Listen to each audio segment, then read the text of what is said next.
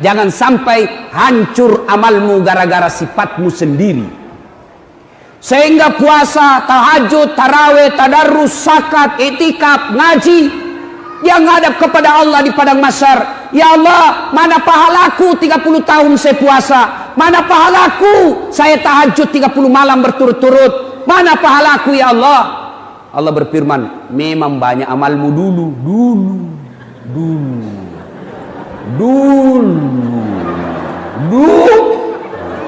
Tapi capui habis.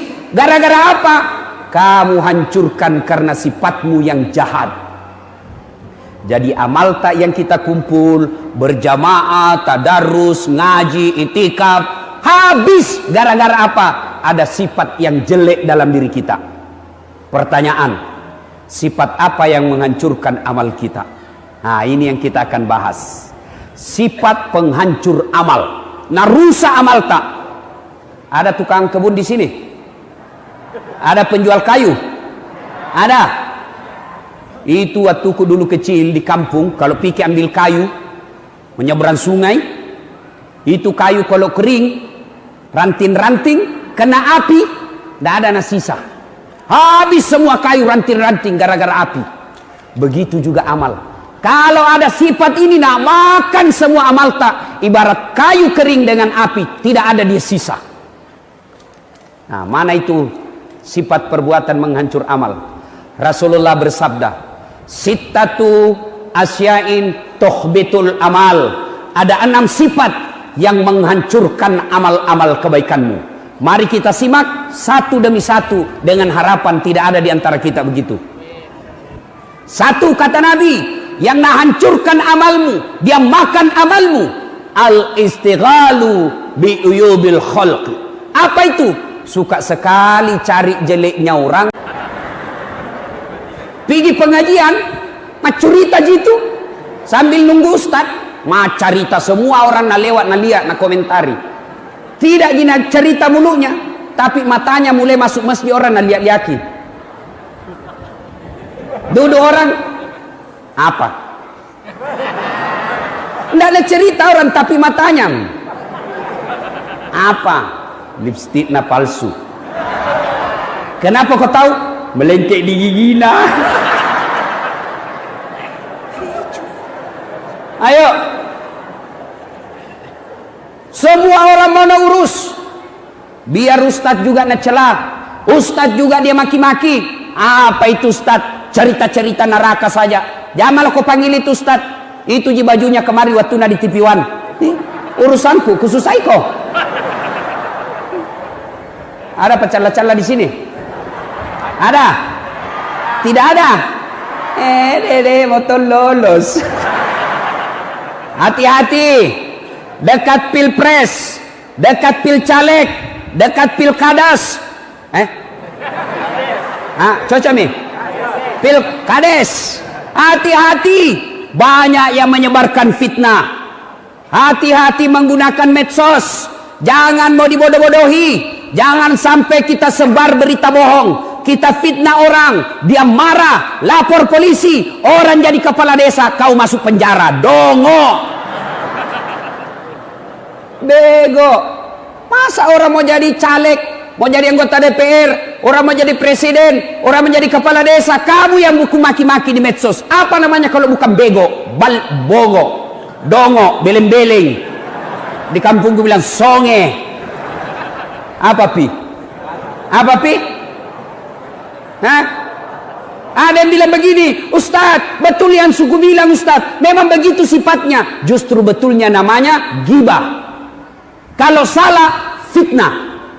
Fitnah lebih kejam daripada tidak memfitnah. Ustadz, cocok yang ku bilang, begitu memang sifatnya. Itu yang disebut ghibah. Tahu ketika Nabi Isra Mi'raj, ada seorang wanita, kukunya terbuat dari tembaga api neraka, mukanya cantik, wajahnya seksi, badannya montok, tapi anehnya dia cakar mukanya. Dia cakar mukanya dengan kuku tembaga api neraka. Dia makan dirinya sendiri, lalu dia makan bangkai orang mati di depannya. Taubate na andre dagingna pak, na andre jukuna. Nabi bertanya, Jibril, siapa itu bodoh sekali? Dia tahu sakit dia cakar, dia tahu bangkai dia makan, dia tahu busuk dia makan. Siapa dia Jibril? Jibril menjawab, itulah umatmu yang suka cerita kejelekan sesamanya muslim. Hati-hati Pak, jangan cerita jeleknya orang. Ibu-ibu, ada tetangga tak datang, Yano selingkuh bedek suaminya. Ada bapak-bapak suka selingkuh di sini? Ada. Makanya jangan selingkuh, poligami dong. Selingkuh haram, poligami kalau mampu. Kalau tidak mampu kok jangan kau coba-coba. Apalagi pun malak kau dibenenu. Bagaimana mau kau poligami? Istrimu saja nonton kalau pegang remote tidak bisa mau macam-macam. Apalagi polisi. Wabillahi taufiq wal hidayah. Tidak ada polisi Pak yang tidak takut sama istrinya. Lihat maki, kenapa itu polisi pada takut sama istrinya? Masalahnya istrinya pergi lapor sama istrinya komandan. Sama-sama istri deh. Komandan bisa diajak diskusi, tapi istrinya komandan tidak bisa diajak diskusi Pak. Dari bilang orang, berarti Ustaz tidak takut sama istrinya. Aku bilang, kenapa saya mau takut sama istriku? Cuma istriku lebih berani dari saya. Ayo, jangan cerita kejelekan orang. Tiba-tiba ada tetangga tak datang bawa gosip. Ibu Haji, Yanu selingkuh bedek. Maka orang yang baik imannya, dia akan berkata, na'udzubillah min zalik. Kita berlindung kepada Allah dari keburukan seperti itu. Belum tentu suami tak tahu lebih baik dari dia. Itu yang baik. Yanu bedek, na'udzubillah min zalik. Jangan kau cerita deh, belum tentu kita lebih baik dari dia. Yanu bedek, jangan kau urus urusannya orang, urus dirimu masing-masing. Inilah orang yang berhasil puasanya. Tapi yang banyak kulihat, Yanu bedek, iyo, begitu memang itu nah, enggak tahu, suka sekali codo. Ini. Mana te urusan na urus to. Kalau suka ki codo-codo bukan urusan tak, nanti hidup tak seperti toge. Tahu toge? Pak polisi lihat beda itu toge. Ikut campur itu, bikin ki soto Banjar ada. Gado-gado ada, pecel, tahu isi selalu ada. Karena dia suka ikut campur, maka Allah takdirkan semua bengkok. Lihat itu toge bengkok semua itu. Makanya kalau ada orang proses pilkades suka cerita jeleknya lawannya, bilang kau saja, calon kepala desa toge nih Jangan cerita. Bapak demi Allah, ada calon legislatif, ada calon tim sukses presiden, calon kepala desa, suka cerita jeleknya orang, demi Allah jangan pilih karena dia orang batil. Yang baik itu apa misimu? Apa yang kau melakukan? Jangan cerita, Yanu begini, Yanu begini, Yanu begini. Adakah orang tidak ada baik jeleknya? Ada kira-kira di antara kita yang tidak punya kekurangan? Semua kita punya kekurangan. Maka yang baik, lebih baik perbaiki diri kita. Jangan urus urusannya orang. Jelas? Jelas nih? Orang yang suka cerita kejelekan dalam Al-Quran dijelaskan, ayuhibbu ahadukum, sukakah kamu memakan bangkai sesamamu manusia? Satu, berhenti cerita kejelekan orang. Suatu ketika Umar bin Khattab datang melapor kepada Nabi, ya Rasulullah, ada anak muda tetanggaku, baik sekali agamanya, kira-kira kalau sekarang remaja masjid, bagus ibadahnya, tapi dia mau menikah. Alhamdulillah kata Nabi, dapat jodoh. Tapi masalahnya ini perempuan mau nikahi mantan PSK, pesina dulu, dan tidak tahu ini kasihan laki-laki siapa calon istrinya. Apa saya harus kasih tahu? Dengar jawaban Nabi, Umar, kenapa tonsing kau yang sibuk? Kau tahu enggak kenapa itu laki-laki tidak tahu aibnya ini perempuan? Kau tahu enggak kenapa ini laki-laki tidak tahu informasi soal kejelekannya ini calon istrinya? Siapa kira-kira yang tutup rapat? Siapa yang rahasiakan? Allah subhanahu wa ta'ala. Kenapa tonseng kau mau yang ungkap? Nah, di al-istighalu bi uyubil khalqi. Suka sekali cerita kejelekan orang. Ini biasa orang cerita kejelekan orang, Pak, tidak di warkop. Tidak lagi di balai-balai. Dek nana ko pangka-pangkae, dek nana ko pasae, dek nana ko warunge. Ko kaya pala cerita salah tawe. WhatsApp. Broadcast. Kirim. Hati-hati, jangan sampai gara-gara bapak bernafsu kirim berita tidak benar, orang tersinggung, lapor, namanya hoax. Tahu jaki hoax? Berita bohong. Orang yang suka cerita-cerita kebohongan, orang yang suka sebarkan kebohongan, nanti kalaupun baik agamanya, kalau bagus puasanya, bagus sedekahnya, bagus jamaahnya, tapi dia suka cerita-cerita kejelekan orang, bahkan dia sebar berita kebohongan, nanti di akhirat juga masuk surga, tapi surganya hoax. Surga bale-bale nama Zuki. Hati-hati.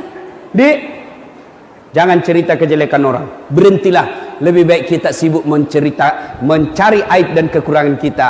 Pepatah dulu mengatakan, semut seberang lautan tampak olehnya, sementara gajah di peluk matanya tidak terlihat. Ini kan banyak begitu. Dia sendiri banyak jeleknya, dia sendiri banyak kekurangannya, malah kekurangan orang lain yang diurusi. Satu, yang menghancurkan amal kebaikan kita, al-istighalu bi uyubil khalqi. Suka cerita kejelekan orang, dia lupa kejelekan dirinya sendiri. Jangan sampai hancur amalmu gara-gara sifatmu sendiri. Sehingga puasa, tahajud, tarawih, tadarrus, zakat, itikaf, ngaji, yang ngadap kepada Allah di padang mahsyar. Ya Allah, mana pahalaku 30 tahun saya puasa? Mana pahalaku saya tahajud 30 malam berturut-turut? Mana pahalaku ya Allah? Allah berfirman, memang banyak amalmu dulu.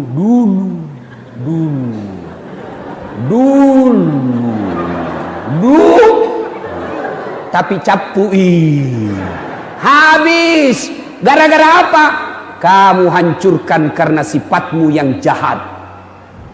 Jadi amal tak yang kita kumpul, berjamaah, tadarus, ngaji, itikaf, habis gara-gara apa? Ada sifat yang jelek dalam diri kita. Pertanyaan, sifat apa yang menghancurkan amal kita? Nah, ini yang kita akan bahas. Sifat penghancur amal. Narusa amal tak. Ada tukang kebun di sini? Ada penjual kayu? Ada. Itu waktuku dulu kecil di kampung, kalau pergi ambil kayu menyeberang sungai, itu kayu kalau kering, ranting-ranting, kena api, tidak ada sisa. Habis semua kayu ranting-ranting gara-gara api. Begitu juga amal. Kalau ada sifat ini, makan semua amal tak. Ibarat kayu kering dengan api, tidak ada dia sisa. Nah, mana itu sifat perbuatan menghancur amal? Rasulullah bersabda, sittatu asya'in tuhbitul amal. Ada 6 sifat yang menghancurkan amal-amal kebaikanmu. Mari kita simak satu demi satu dengan harapan tidak ada di antara kita begitu. Satu, kata Nabi, yang hancurkan amalmu, dia makan amalmu, al-istighalu bi uyubil khalq. Apa itu? Suka sekali cari jeleknya orang.